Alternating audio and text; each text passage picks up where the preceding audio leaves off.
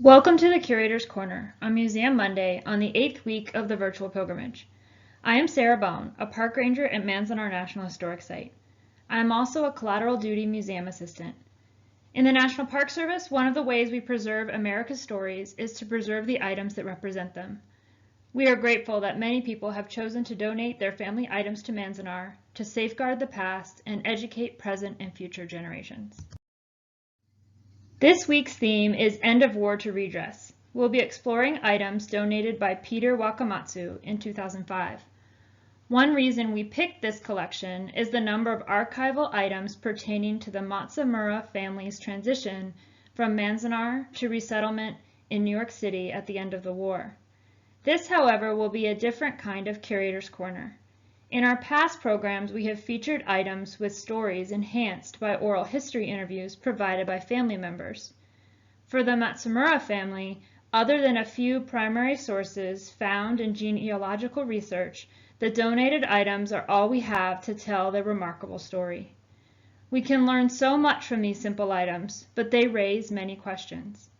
The questions allow us to think about the personal experiences and stories of the family connected to these inanimate objects. Shitaro Matsuura was born in Kanazawa City on May 1, 1889.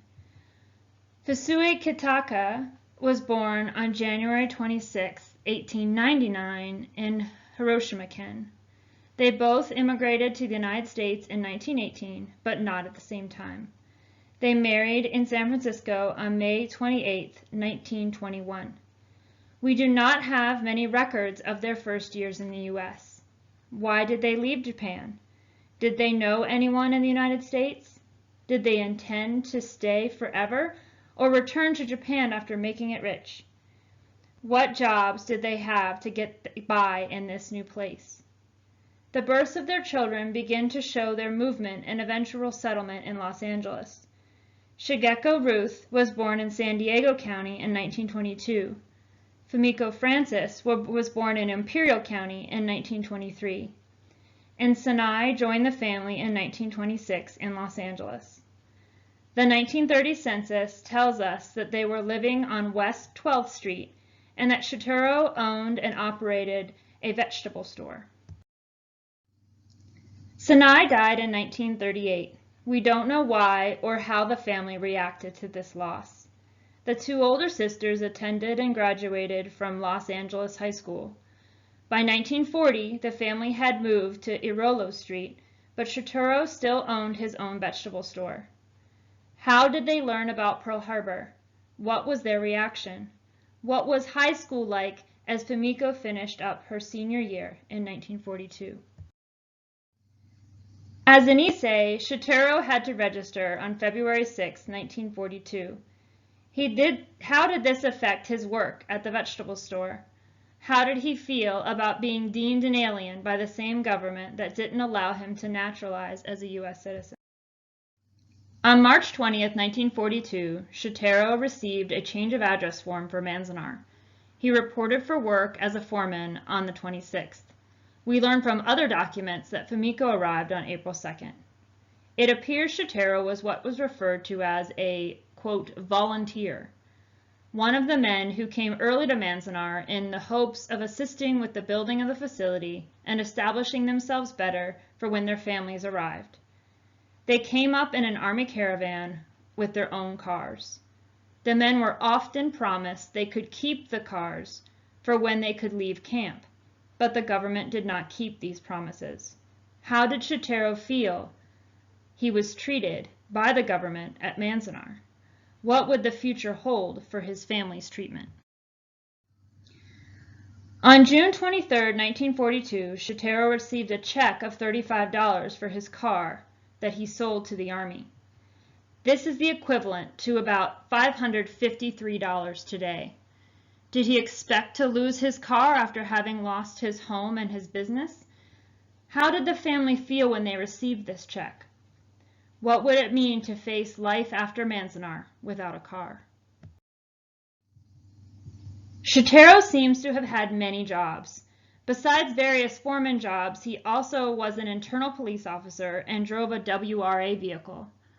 One of the many jobs at Manzanar was Foreman B of the pig farm. This is part of his 4-page report on the pig farm that appears in the Manzanar agricultural reports. After owning his own business before the war, what did he think of these labor-intensive jobs at Manzanar? How did these jobs prepare him for what he would experience when rebuilding his life after the war? Curator'S interest in art seems to have gone beyond his skill in pig reporting. He had this wooden plaque commissioned by Sozo Okamoto, a carpenter. What relationship did Curator have with Mr. Tsujifuji? How did his view of the war change over time and due to his incarceration? Shigeko was 20 years old when she entered Manzanar. 2 of the items she had in camp were these books. Did reading carry her away from the barbed wire and guard towers? Did it allow her to dream about what life would be like after Manzanar? In early 1943, the government required everyone 17 and older to answer the so-called loyalty questionnaire. This form was meant to clear those incarcerated to apply to leave Manzanar. Fumiko prepared her answers to the loyalty questionnaire on March 22nd. She answered yes, yes to questions 27 and 28, but we can learn more about her through her other answers. She attended Japanese language school for 5 years and was Episcopalian. She worked with her father's store and took ballet lessons. Did she make her decisions on questions 27 and 28 alone or through discussions with her family or friends? What went through her mind as she puzzled over the meaning and implications of the question? Fumiko went through all of the challenges and fears of Manzanar while enduring health difficulties. She had a tumor on her tongue and received treatment at Los Angeles General Hospital during her incarceration.